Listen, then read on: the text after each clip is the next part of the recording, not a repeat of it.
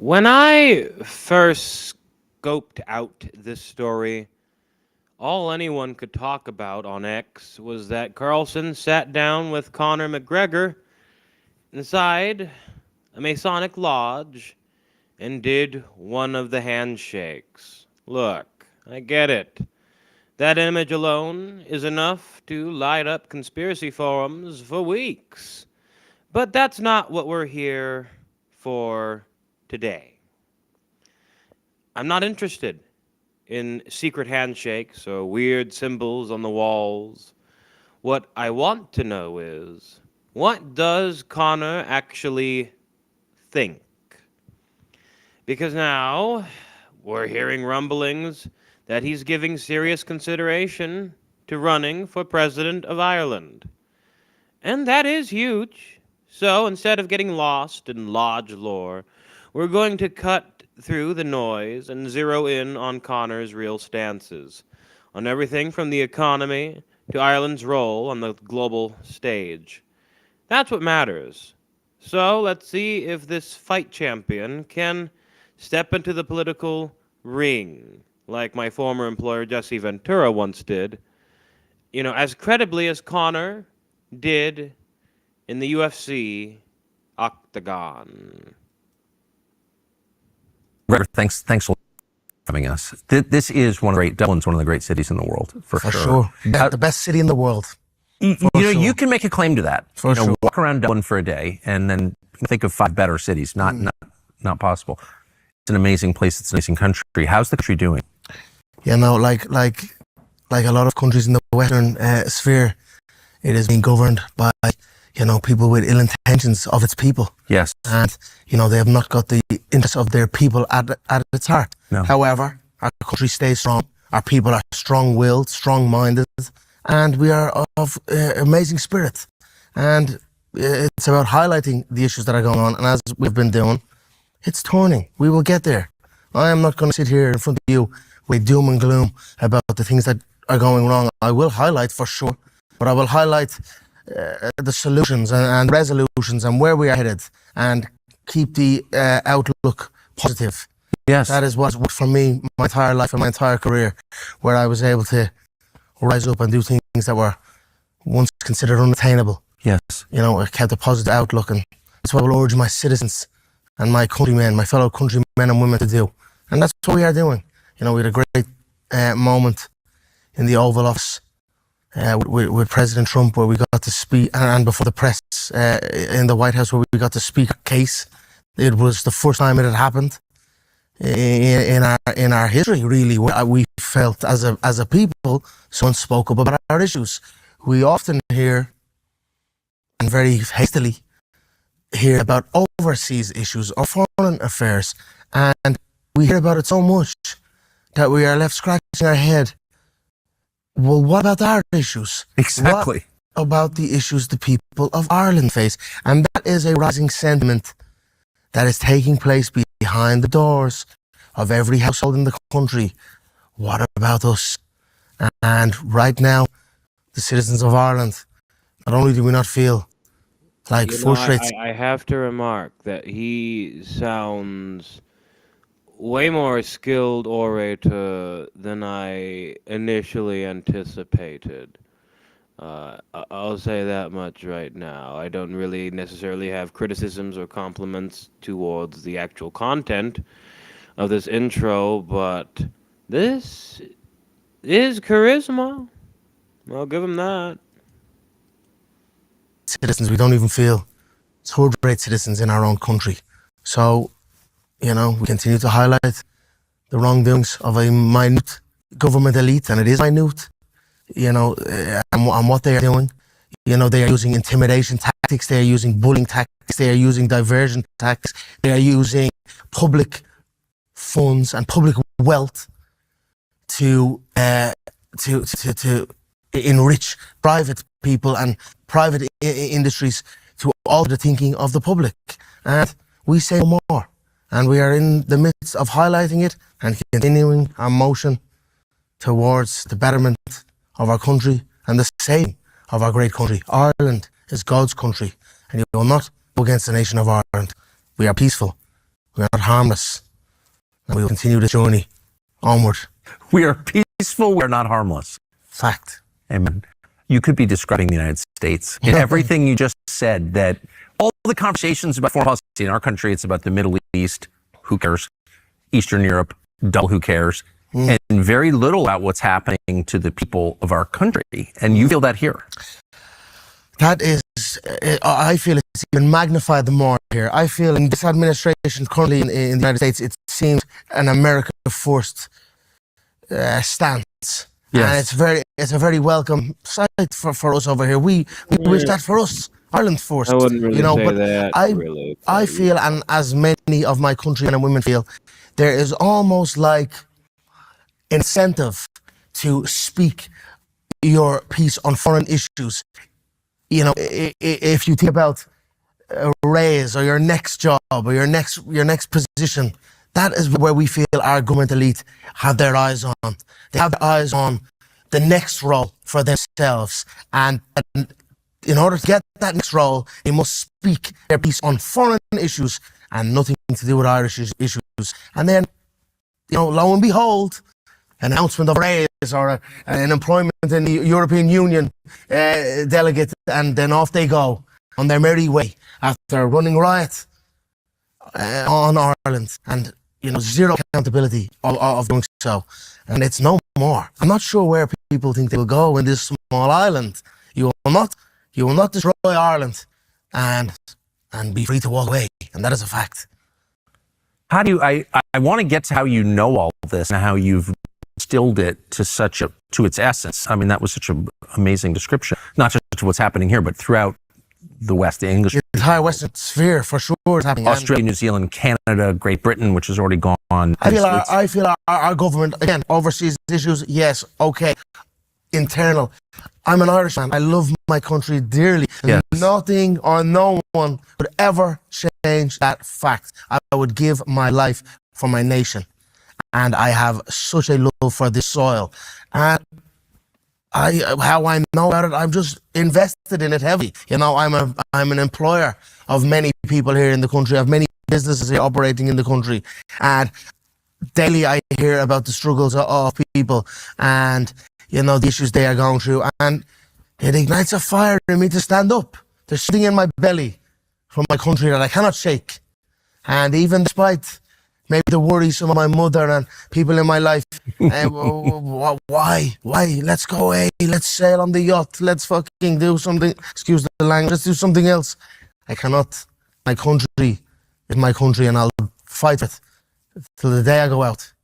And that is it. Where did you? What was it like growing up here? Where did you grow up? What were the circumstances? What was Ireland like as you were Ireland's a beautiful place to grow up. Very, very community driven and family driven. And I grew up in a Dublin suburb off the city centre called Crumlin. Dublin 12 is the district. That's why I named my whiskey proper number 12. So far, no actual real positions yet, no policy, but you know, he's got charisma. It takes you not everywhere, but it does take you places.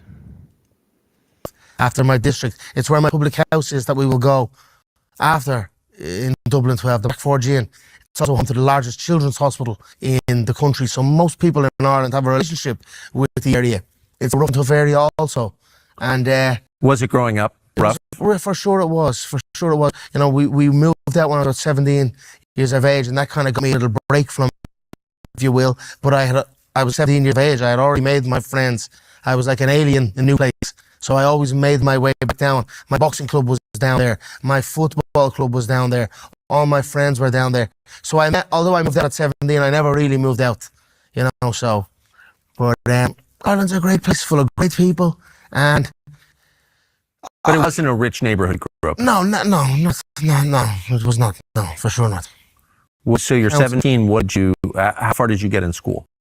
I went all the way to my least cert. I was the only one in my family to do so. I hold that out.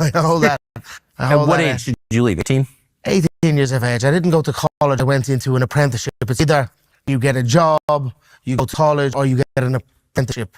And I got an apprenticeship as a plumber on an industrial site in Kiltiernan, County Wicklow, which was actually at the time it was the largest building site in Europe at the time. And lo and behold, misspending, overspending, over budget, all the rest of it, backhander central, thing fell apart. The ass fell out of it, we'll say. And that is one of my issues here in Ireland and the people of Ireland, the overspending that's going on. This is our public wealth being administered into private hands, enriching people to bring in this influx of illegal mass migration that is changing the fabric of my country. Ireland is very close to losing its Irishness, and we will not let that happen, and that's it. We must continue to raise our voice and speak our piece. It's almost taboo to speak it, and it has been made that way by our government elite. Like I said, they use bullying, they use intimidation tactics, they use our funds to pay our legacy media to push an agenda. They do not push facts, they push agendas. And I've only been here 2 days, but I'm a little bit confused by it, because Ireland is not like the United States in that you have an indigenous population of Celtic people called the Irish who've been here since the beginning of known history. And so it's not like you were invaders. You were also never a colonial power. You never invaded anybody else. You didn't have overseas colonies. You just kind of stayed on your island and brewed alcoholic beverages and of the best brewery in the land. Not to be, yeah. You never bothered anybody. Yeah. You don't have any national crimes to atone for. So come here to Dublin, your biggest city, and not one advertisement on any public space has Irish people in it. Yeah. And it's clearly part of the same propaganda campaign. Yeah. Like, make white people hate themselves, make white people feel ashamed to be white people are criminals. It's like, okay, but why would they, who's doing that to you and why? Like, what is that? I feel since the turn of the crash, our government elite have been accosted into full-time globalist traders of Ireland. And they take their orders from above. And it is not even them. They are being ordered, and the orders are coming down onto the people, and the people have no say. We need amendments to the Constitution. We need to remove this tight grip that the political elite have over the public. And that is it. And that is our goal here eventually. I operate my businesses and my entire life in fairness. That is it. What is fair? What is correct? Our government elite do the absolute opposite. And it has to change. It has got to change. Our culture is being erased. And you have a very distinct 1,000-year-old or older culture that's based on Irishness, the indigenous population of the island that we're on right now. And they're being replaced at super high speed. So you have said immigration is treason, mass migration is treason. Describe the scale of it to Ireland and its effects. Well, in the olden days, my family, the McGregor clan, treason is you're hung, drawn, and quartered if you commit treason against your nation. Yeah. So it's what is going on here is an abomination, a travesty, and it cannot continue for much longer. As you say, we are an island unto ourselves, a small island, and we are being governed by people who are in turn being governed by another minute group of people, and it must stop, and that's it. There's so much worry in this government circle about myself running for president, and if we are a true democratic nation, which we are not, and I don't believe so, and it's becoming more and more clear and more evident, and the more Irish people are being awakened to this fact. But if we are, let the people decide. It is this cozy clique where you have to almost bend the knee, to even have a shot at this. We should be on the ticket, and a citizen of Ireland should be allowed to be on the ticket above a certain age, a certain creed, and let the people decide. Ticket to run for president. Ticket to run for president. That is it. I do not. Well, wait, hold on. Why? This is a democracy, supposedly. Why can't you run for president? Because there's stipulations. You have to get 4 county councils, which are controlled by the government parties. You have the 20 nominations of the Oireachtas, which are all mostly party affiliates. So you can't just run for president. You can't just run for president. So how is it a democracy? Yeah, there you go. How it isn't. Oh. Are you going to do it anyway? I'm going to push forward and carry on my journey, highlighting my country's plight, my country's fight, and also my country's delight. You know, I do not want to be doom and gloom here. As I said, Yes. Dublin is the greatest city on earth, and Ireland is the greatest country on earth. And I know as an American man, you're probably sitting there in your chair, but we love Ireland dearly, our people. No, I'm not actually. I'm just the opposite. I'm thinking you've got a claim on being the greatest country. You've got a claim, for You sure. do. And it's worth fighting for. And that's it. That's what But so why wouldn't people, I know the media here hates you, but I've never understood why. I mean, you're not calling for invading anybody or throwing anyone in prison, maybe other than your corrupt leadership. You sound like they deserve it. Why would they hate you? I'm just calling for our national safety. Right now, our national security is at risk, and that is a fact. We are being overrun, and it's a danger to the public. And on top of that is our overspending of our public wealth. Is preposterous. The splashing of our money on issues that have not got to do with us, and two, that actually directly put us in danger. And these are my issues that I wish, we'll say, run on our campaign on. You ask about my political aspirations. I am of the belief that the era of the politician must end. It must come to an end. It has proven unfruitful, and that's clear as day by the statistics and by what we see around us. It's straight chancery. Our ministers and appointed ministers have no history in the roles that they are appointed to. Our Minister of Finance has no history in accounting. Our Minister of Health has no history in the health industry. Our Minister of Education was never a school teacher, as an example. It is straight chancery we are dealing with. The era of the politician must end, Tucker. And I can see with the selections of the Trump administration that we look upon, which has been 24/7 work rate from my vantage point. You know, Trump, a businessman, you know, he's running it like a business, and with common sense. You know, that is where I would see it more so than these politicians where they're all in this clique and it's a party. They are working on behest of the party and not the people. They are working to curry favour within the party to rise the ranks. And then the heads of the party are working to curry favour on the people above them again to rise up another rank. It serves the country. It does not serve the country. And that is it. I'm simply highlighting it, putting it out to the people. If they wish for me to run, whatever my nation wants, I'm here for. That's it. CNN has described you as the leader, and I'm quoting, of Ireland's far right. Who has? CNN, which is a news channel in the United States. Mm-hmm. Far left, far right, all of these terminologies mean nothing to me. I'm a family man. I'm an employer of the country. You know, I'm a supporter of many people, and I care about my land and the safety of its and the prosperity of citizens. I want preference. I want peace, preference, and prosperity for the citizens of Ireland, for my people. And isn't that fair for our countrymen and women? It is our country. Ireland is for Ireland. You know, and that is it. So I'm not right, left. You know, I feel I'm centered, grounded. That is what I feel. In fact, I ground myself every day. I walk out and I ground myself every day, barefoot in the grass. Barefoot is king. I fought in the octagons, the cage all around Ireland, and then into the United States of America, barefoot. So I'm a grounded man, neither left or right. I'm centered and grounded. America has thousands of colleges and universities, and a lot of them, unfortunately, are basically scams. It's one of those things nobody really wants to talk about, but everybody, it's through the local student base, but alone of our economy, our country, educating capital roll for free.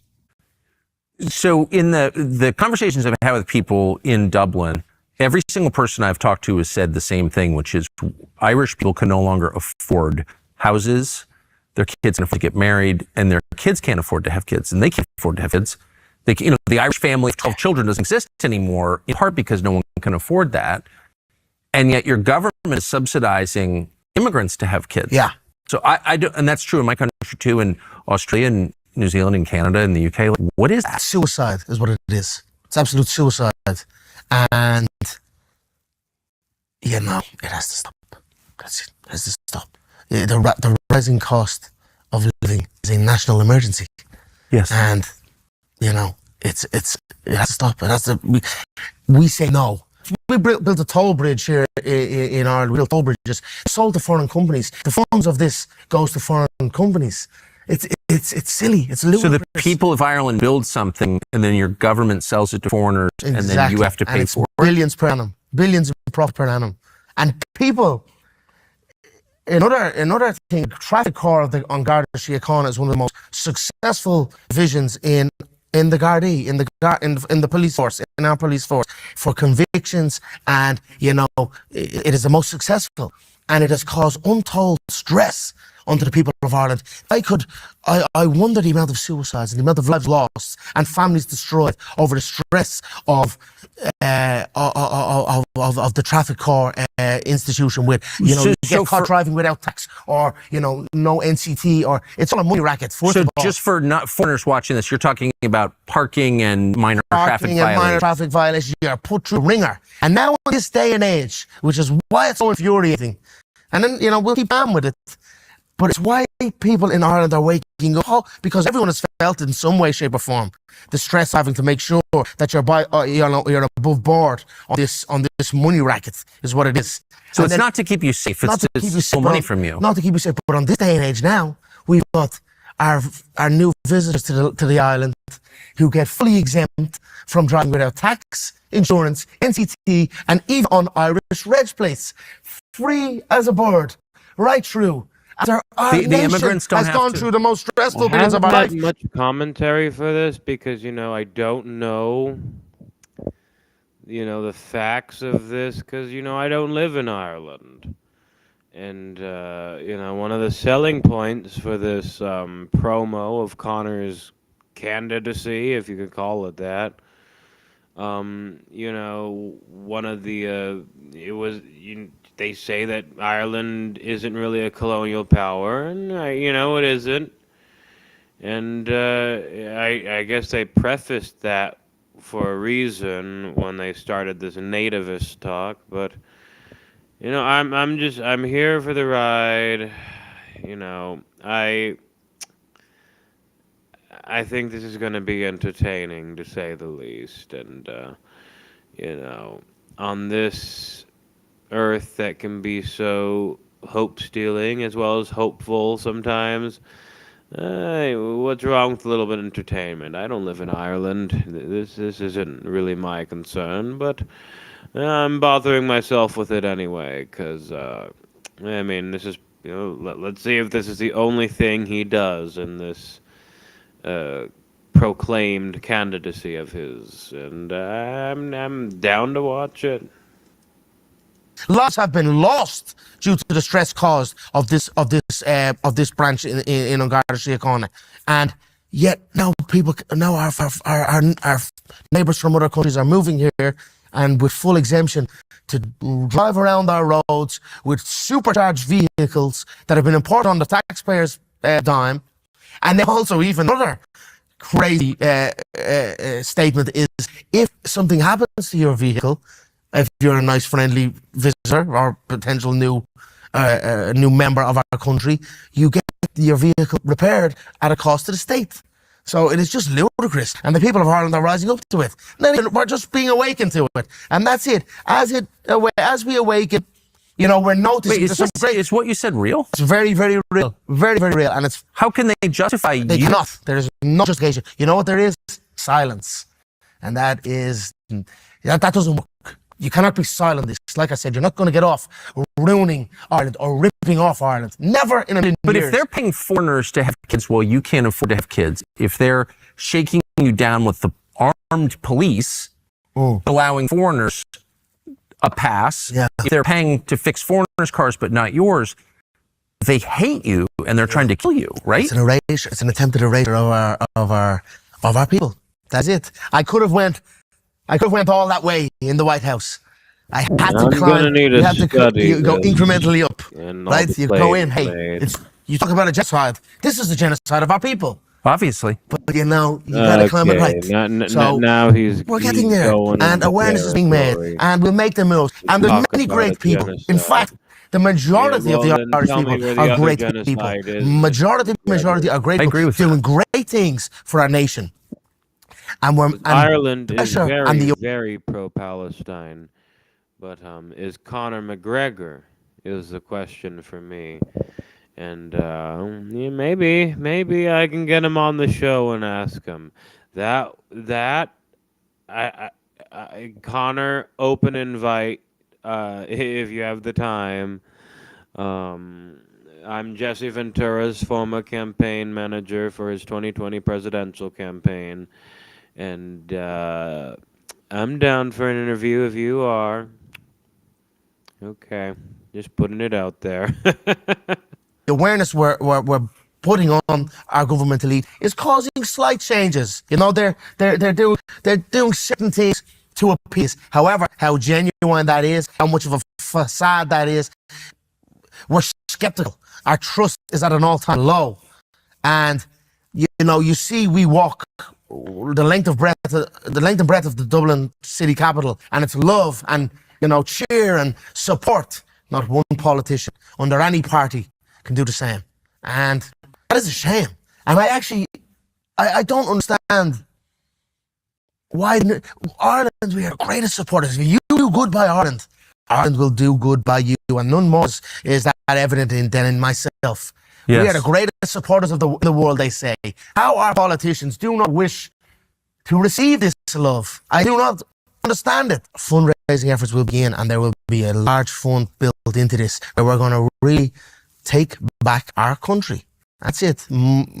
Funds are needed. Money is needed. Is anybody? So you've made I think. If I think about these tariffs, what's going on right now, while their money dries up, and they're panicking about their money, our government elite, our money rises up. And that is an exciting thing for the people of Ireland to hear. And that's what this is. My funds are infinite, and I'm all in for the country of Ireland. And I've got incredible backing from your country and other countries that wish to support our cause. And that's it. It's a real movement for change. So let me ask you this. So a lot of political movement, or one political movement in particular in Ireland, had support from rich Irish Americans for years. The Republicans, the nationalists here, had support from donors in the United States. Do you think Irish Americans in the U.S., a lot of whom are rich, understand what's happening in the country? No, sure. And when I seen Micheál Martin our Taoiseach, our rotating Taoiseach, race the Oval Office on March 12th, 5 days before St. Patrick's Day, 5 days before myself, I saw softball. I saw a game of softball by Vice President Vance and President Trump, and almost a little bit of pandering to him, being safe with him, because you cannot be seeing. I'm sure that's 40 million Irish Americans, and that vote is very strong for the administration. You need that on strong. Yeah. You need that on side. So they couldn't be seen, although their feelings are well known. They're well against what's going on here in this country. They could not be seen to be tearing through an Irish delegate on the St. Patrick's week. So they played it correct. And then when I seen this, I said, okay. And I got my call to go and show up. I said, I'm going to highlight this to the Irish American people. This is what's really going on. Some people are saying, hey, I'm from Wexford. I'm from Wexford. My grandmother's from Wexford. I said, Wexford was the sunny southeast, is what we used to call Wexford. We do call it a holiday destination. It is now no more. There is no hotels available in Wexford. They're all transferred into IPAT centres, which are International Protection Applicant Services. It's this racket where they're all getting housed. It is an office block. It is a hotel. It's even a school. There's even schools now are being transferred into these filled with immigrants. Filled with immigrants, yes. So Wexford Russell Airport is an airport where they arrive in, and they're in County Wexford, which used to be the sunny southeast, a beautiful holiday destination, is now without a hotel in the county. They've all been transferred to international protection. Why doesn't someone overthrow the government? Here? Yeah, I mean, that's like an act of war against your country. I mean, I shouldn't say that to you because I don't want to get you in trouble. I'm statesman-like. But in a normal, statesman-like. I'll say this. We are peaceful, not harmless. In a normal country, people wouldn't put up with that. We move under God, and we let God guide us.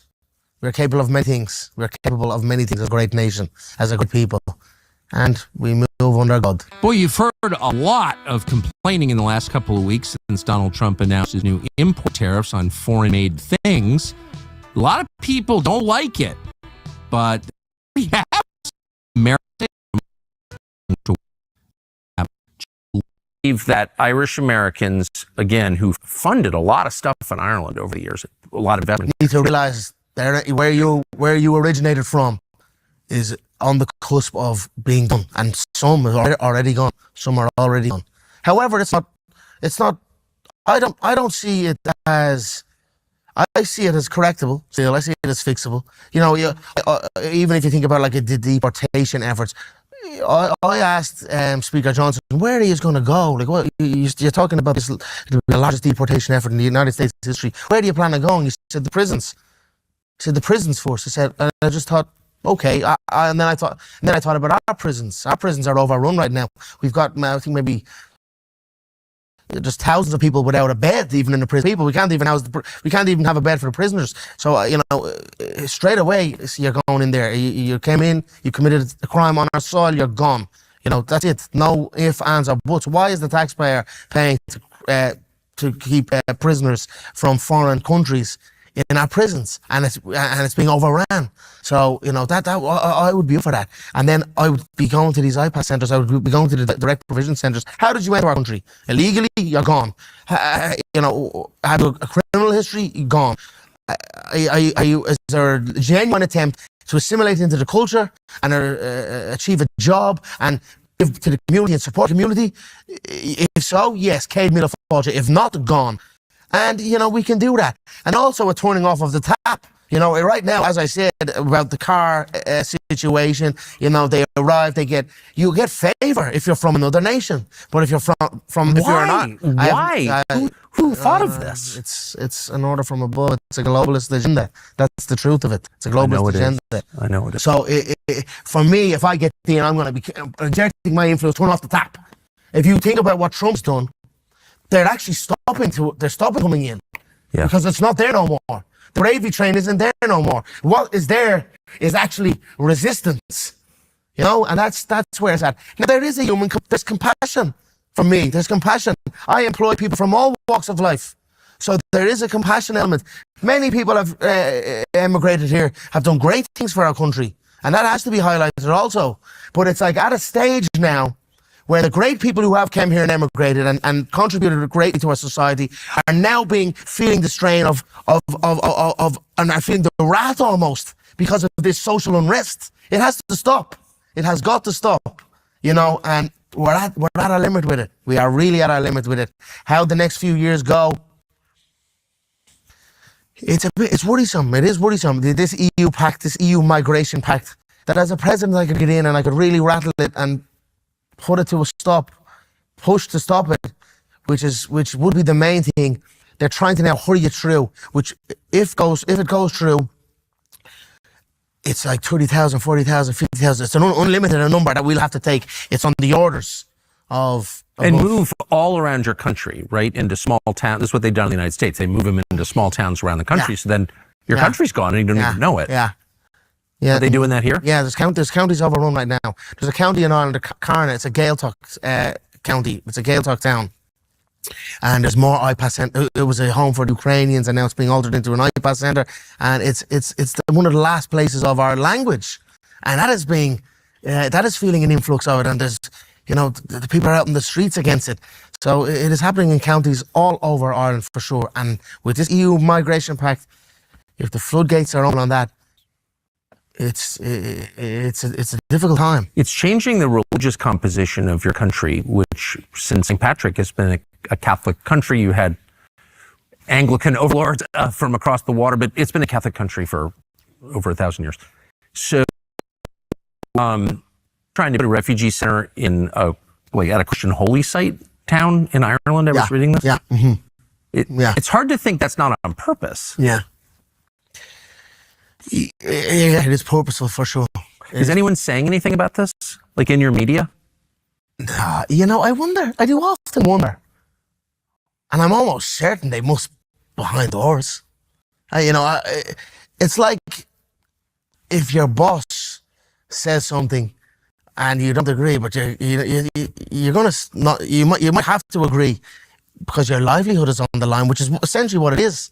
A lot of people's livelihoods are on the line. In fact, the only people that agree with it are in public. Because I could not believe that they could believe it behind closed doors, boss or not, livelihood or not. I'm almost certain they cannot believe in this way for our country. But that's it. I'm just So your biggest media company, state media, it's like North Korean state media. It's called RTE. Yeah. And it literally is an organ of the state, which is amazing.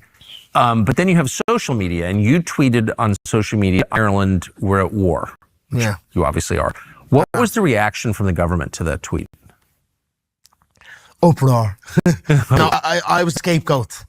An incident happened with an Algerian visitor or citizen. He had an Irish passport in Algeria, or so we believe. The information is very is not fully revealed. You can never get a straight answer from these people. Never get a straight answer. Children were stabbed outside of an Irish school on Parnell Street, and a teacher was stabbed trying to fight them off, and then an Irishman jumped in, and then an immigrant from Brazil jumped in, and together they wrestled them down, and then was, hide it, and blame my tweets as the reason it kicked off, and that's kind of what we're dealing with. Wait, an Algerian stabbed Irish children, but it was your fault? Pretty much was kind of what the rhetoric was, yes. And then, that was it, yeah, pretty much. Like I said, I often wonder about, if I think about, do they believe in this? We've 6,000 members of the Defence, 6,000 Army, and we've about 12,000 Gardaí. I really wonder how many are happy with the direction our country was going. I cannot see many behind closed doors. Gardaí or the police? Gardaí or the police. I cannot see many closed doors that are happy with this. Even if I look at what's happening in some of the protests where the Gardaí are following orders, they're doing their job. It's a tricky one, and it's a sad one to see. It was very sad and upsetting to see our Gardaí turn on their compatriots, and that's what we saw, and use excessive force. But it's an order coming down, and I feel sad seeing it. And most recently, one of them came out unnamed and said it has stayed with him. They are very, very troubled by it, and it's just a sad sight to see. Ireland, we should be together, and that's what I said. I wonder how many behind closed doors are really with this cause we are fighting. So if nothing, I would assume the majority. I think that's true in the U.S. too. I think our FBI is totally corrupt, as I'm sure you've read. I think most FBI agents are probably appalled, but too afraid to do anything. How long, if nothing changes, will Ireland remain Ireland, do you think? How much time do you have before it's just not fixable? Well, we are a small island. We are a small island, and we are now, I don't even want to highlight. I'm actually at a stage now where I'm cautious of highlighting the benefits of arriving here, because it's only going to attract more. If I look at Trump's situation, it has decreased the amount of people who are attempting to immigrate to the United States of America because of what's going on. This is what I wish would happen. If you turn off the tap, they go, or they stop coming. If you show a basket full of golden eggs, they just arrive for it, and that's kind of what it is. So it's awful here. I just want to say that. It's a free-for-all with our public health, with our money. A free-for-all. And it is being stolen. And it has to stop. It's not how long. I couldn't give you exact figures. Statistics. It doesn't look bright. It could happen a year. Not long. Anyway, not long. Feels that way. So how did you, just back to my original question, you're a plumber's apprentice on an industrial site in Ireland, cutting cast iron pipes and replacing them, or whatever you're doing, something like that. And then you wind up here thinking about running for president with these very evolved political views. How'd that happen? Having a love for one's country. That's it. I have a love for my country. I fought to represent my nation's flag on the grandest stage of fighting. That was my aspiration, to represent my nation, to open the doors of the fighting world and the martial arts world to the Irish public. And to support my teammates. We had a kindred spirit rising up, chasing our dreams, and a very tight-knit group. And we rose up, and I got in there. I was successful. I opened it up. Now, my martial arts lifestyle is a real way of living for many people in Ireland, and I take great happiness in seeing that. And I suppose it's just continued off of that. You know, it's a different fight now.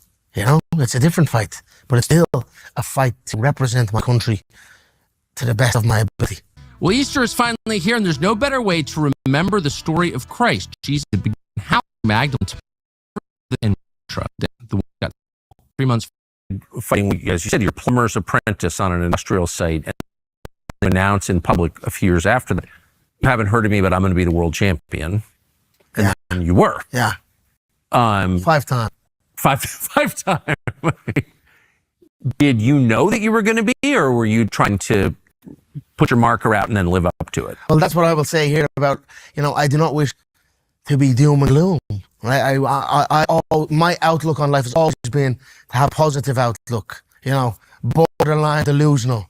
I could walk in a burning house and hear birds chirping, as an example. And that assisted me in being able to block out certain things that may have impacted me and hampered me and slowed me down from getting to where I was going. So I wish to continue with that and have a positive outlook and say it's not all doom and gloom. Like I said, there are positive changes happening incrementally, slowly but surely. Slowly but surely. And as I said, there's a great group of people, and it's the majority of Irish people that are at the helm of it. I'm a voice and a support, and as I said, I'm here to serve my country to the best of my ability and protect my country. That is all I wish. I wish for the people to have the power and myself to have a vote amongst the people. That is my aim. What did you think of President Trump? What do I think of him? Yeah. I think he's doing very, very well. I think, I was present for his 2016 inauguration, although not officially. I was there on fighting business. I was fighting in Madison Square Garden for my second UFC world title. And MMA and UFC had just become legalized in New York at the time. And I remember Trump had been just voted in, and he won the election. And there was uproar on the streets and anger and, fear, I suppose, was going on. And at that time, I was just an observer. Politics wasn't really on my mind at the time. Ireland was not really going through what it was going through at that stage in 2016. Although it was rising, it was unbeknown to me and many in the country. Were you not political, really? Not really political, not at that stage. I was focused on my craft, and it wasn't at the forefront. It all kind of took a turn post-COVID. It all took a real turn post-COVID, and you could kind of see what was going on and what had gone on post the crash, and who our government is serving. You could kind of see that come to fruition then throughout the COVID era. And then I just became more invested in it, and then that was it. But I was there for Trump's inauguration when he was sworn in for the first time. Fear, worry, panic. And then I was there the second time in 2024, most recent, and it was elation and excitement. And I thought it was good to see. They asked me, what do I think he'll be as a president? And I said, well, when it was 2016 in the media runs I was doing, and I said, let's see, give them a chance. He's not from a political background. He's from a different background. It's interesting. Let's see. And I thought he'd done well. Towards the end of the term, there may have been times to, as a leader of a country, you almost need to, cool the flames. Maybe there was something that might fan the flames towards the end of his term that I thought. But this time around, I feel he's off to a good start, and I wish him well. I wish the country of the United States of America well. I consider them my dear siblings. We consider America a sibling, and I think it's going well. And we're getting a good fair bit of energy from Ireland, even amidst the tariff situation that is going on. Ireland's people have not seen the money got to do with this whatsoever. In fact, we have been, robbed of our own money, and yet yet we are supposed to be this wealthy country. Yet the people of Ireland are struggling to heat their homes. So there are many people who are seeing this tariff situation as a gotcha moment for our government. I'm not so much of that. I wish for our country to be prosperous and our people to be prosperous, and that's what my aim is. That's what my wish is and my hope is. So you're not necessarily against the tariff, it doesn't sound like. Well, our government say, what good is tariffs? Tariffs are no good for nobody. Yet they've been tariffing the United States. If that's the case, then why have we been tariffing them? Why have we been hitting them with tariffs? I'm not so much against it. I'm watching it. I'm watching it. I wish for economic success for my nation, and Ireland deserves it. That's how straight we play our cards correct in certain ways, and that's it. But like I said, fair, it has to be fair. Fairness is key here, and that's what I push for. Since no Irish politician, well, you're one of the most, maybe the most famous living Irishman. Okay, so there's that, famous. And you're saying things that the overwhelming majority of your politicians will not say, that are probably pretty popular with the people. So you're therefore a massive threat to the structure running your country now. What do you think they're going to do if you keep talking this way? Attempt to tarnish as they are, attempt to disrupt as they are, or possibly worse. But I do not fear. I do not fear it. Like I said, I move forward under God, and my nation can see. My nation can see my heart and what I'm for, and that's it. I move on, carry on. You're really not afraid at all? Not an iota. When do you have to make the decision about whether you want to formally enter politics? Well, we believe the election will take place November 11th, so it's a 60-day run-up prior to that. So I'm just going to keep, requesting a democratic process to play out and allow the people to decide and see where it falls. It'll become more evident if they deny this, that we are not a democratic country. Right. And they'll have to answer to their constituents at some stage. There will be accountability. It's how much are they going to be accountable for? They'll have to decide. And that's it. You described yourself as an employer. You said that a couple of times. Tell us about the businesses you employ people in. I've got many businesses here in the country. I got about 300 staff all in. I've got public houses. I've got construction effort going on. Public houses meaning we would call them bars, pubs, not public housing. Pub is short for public house. Right. So I've got public houses. I've got breweries. I've got companies also with brand building, and I have also construction efforts where I'm building many social houses towards the housing crisis that's going on. I'm currently about 300 houses built already, and I'm closing on my next venture is about 1,000 houses built. So I'm doing my part to help this housing crisis. I've always been doing that, and it is at a heavy cost. I'm not gonna lie, it's a heavy cost. What do you mean? Like, there is no profit in it. It's a build, and it's for the people, and that's it. There's no profit building houses? No profit in it. For social housing, I'm getting my money. I get my money back in lucky. Maybe a little sweetener, a little drink, we'll say, here in Ireland. Yeah. So, but the stress it is causing, and the time, it's a difficult task, but it's worth it. There was one I completed a build of 8 houses. It's actually my very first one. It was maybe 2 years ago. Maybe 3-4 years ago. But it was in a part of Dublin called Santry. And it was 8 homes. And I got them completed just before Christmas. So there were 8 homeless families that were brought into their new forever home right before Christmas. And that filled me with such energy to continue and go and do it. And I went full steam ahead. Like I said, now I'm in the process. I've got 300 strong now in construction, close to the finish. And, more than 1,000 being built already. And that's with me, my own self, able to do this with every block in my way.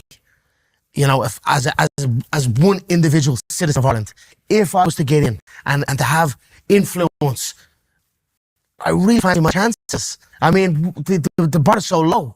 Every statistic, every metric is on the floor. Every metric is on the floor. I'd get in and I'd be able to decrease our homelessness, build our housing, slow down the roll of influx of illegal migration, control spending. I fancy it. Our country has not been run correct, and it is clearly evident to everybody outside of the political paywall. Everyone is aware of it, and even those inside of the political paywall are also aware of it. However, they are being bullied, intimidated, and threatened with their livelihood unless they go along with it. So a turn will happen, a shift will happen. I'm doing my part, and I'm proud to do so and honored to do so, and I will continue to fight for my country and the future of the children of this nation. And that's it. Do you really sincerely, be honest, think that your beer is better than Guinness? So it's on a level. It's the world's creamiest stout. Not only is it better tasting, it is better pricing.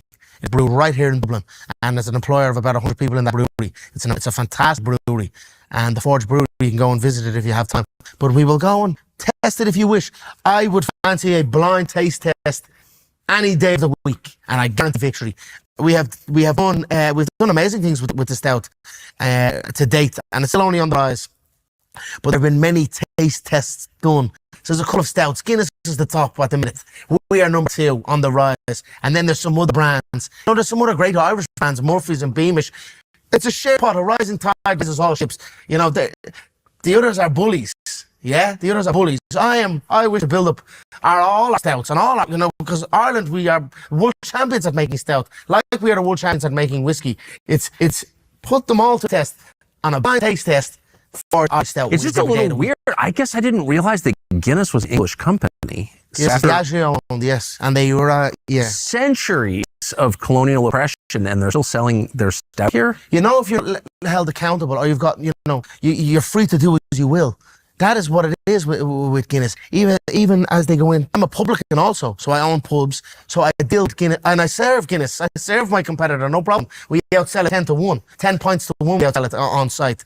But other publicans are dealing with Guinness distributors, and they're not friendly. They're not supportive. Because they've never had to be in. And then when I came onto the scene with Forge Irish Stout, all of a sudden they start coming, shaking the publican's hand a little bit differently. They start acting Irish. They were held accountable. They had to be by the book. It was creating fairness. And then there was a hit job done on me. And it kind of took me out of the market here in Ireland for a minute. And that's kind of what happened. And it is what it is, But I have the best stout in Ireland, Forge Irish Stout for sure. Interesting. And you're going to have one. You don't drink, do you? You don't drink any? No, I had a Guinness no alcohol last night. We can get you one of them. We've got the 0.0s on site for sure. We'll get you one of them. Yeah, it was okay. Yeah, so that's nice. So in sad news, I know you said you're a looking at the bright side kind of guy, but Rosie O'Donnell has moved here. If you're president and you tackle the immigration crisis, and I do think Pakistan and India take a lot of the blame for it, Africa, but also Rosie O'Donnell, would you deport her? Can you promise to what is deport her her? criminal history? Has got a criminal background. How did she enter the country? Did she enter the country illegally? Has she assimilated with our community? Does she hold our beliefs? Is she a standing member of our community? No. If she is not, well then she's got to go. You ain't got to go home. You got to get the hell out of here. But I don't know Rosie O'Donnell from Adam. But would you be willing? She's a comedian. I see her on our national TV. She spoke a bit ill of me. I don't know Rosie. She seems unhappy. She seems going through something at the moment. And I'm not the type of person to kick a person when they're down. I wish for her. I believe she's a comedian, is what her craft is. I wish for her to find her happiness again. And that is it. I am, That was But what you I could would say feel for that her. she was going through something. Even I could feel for sure. I think, and that's I wish right. for her. I wish, happiness and spread love in the world. That's it. Well, you're a very, very decent man, I have to say. Last question: Do you think that Ireland is famously a spiritual country? Mm-hmm. Your patron Saint Patrick, after whom the day is named, was a Christian leader, and you think of Ireland as a very religious country. It's not really anymore. Do you think it's becoming more spiritually aware or less? Yeah, for sure. Mm-hmm. Mm-hmm. So you feel that? Yeah, for sure. It's spiritual warfare going on right here. 100%. Yes. And we fancy our chances. We fancy our chances in a big way. Me too. Conor McGregor, thank you very much. Tucker Carlson, thank you very much. That was awesome. There's a handshake. Deadly, brother. Thank you. All right. So, yeah. That happened, and that's it for tonight. A live reaction of Conor McGregor's sit down with Tucker Carlson, which aired from the Freemasons Hall in Dublin. So, like, just to give a short review, I just think McGregor charted a course from local concerns like rising housing costs to broad themes of national identity, arguing that Ireland is, I don't know, I think he said very close to losing its Irishness. Yeah, I think that's what he said. And, yeah, as well as, saying that, just talking about his presidential ambitions and I guess he clarified the constitutional requirement of securing 4 local authority nominations or 20 signatures from some elected officials. I'm not sure what that meant. Something that I found, and I guess while Carlson was doing the interview, it seems surprising. Um, but he claimed of a shadow globalist elite and gave some warnings of state forces trying to tarnish his reputation. I think he maintained a fairly upbeat tone at times, emphasizing solutions over doom and gloom, as he put it. I did like some of the lighter moments, like McGregor sharing cigars and pints at his Black Forge Inn pub before the interview, showcasing his flair for blending, showmanship with politics, like my former employer, Jesse Ventura. So, honestly, Carlson, having been fired from Fox News in 2023 and now operating independently, he posed few challenges, allowing McGregor to run mostly unopposed through his talking points. The Freemasons, I'm getting this from the team, even issued a statement of regret after hosting the interview in their hall, underscoring the unexpected reach of this event. So, like, the Freemasons, okay, so, like, I don't know. Is McGregor a Mason? I mean, the Masons even condemned it or expressed regret for it, but whatever. But honestly, whether or not you agree with his message, I think it's clear this conversation has added a new dimension to McGregor's public persona. Athlete, entertainer, and now political commentator, and kind of cogent one at that. I was surprised. So honestly, feel free to drop your thoughts in the chat or comments. Did any of you resonate with his points? Or do you think issues raised deserve more scrutiny? I've been scrutinizing, and I'm going to continue. But he deflected to this issue of this nativist issue, and compared genocide in Gaza to genocide in Ireland. I don't know. But thanks for tuning in. Be sure to like, subscribe, and hit that notification bell for more live reactions.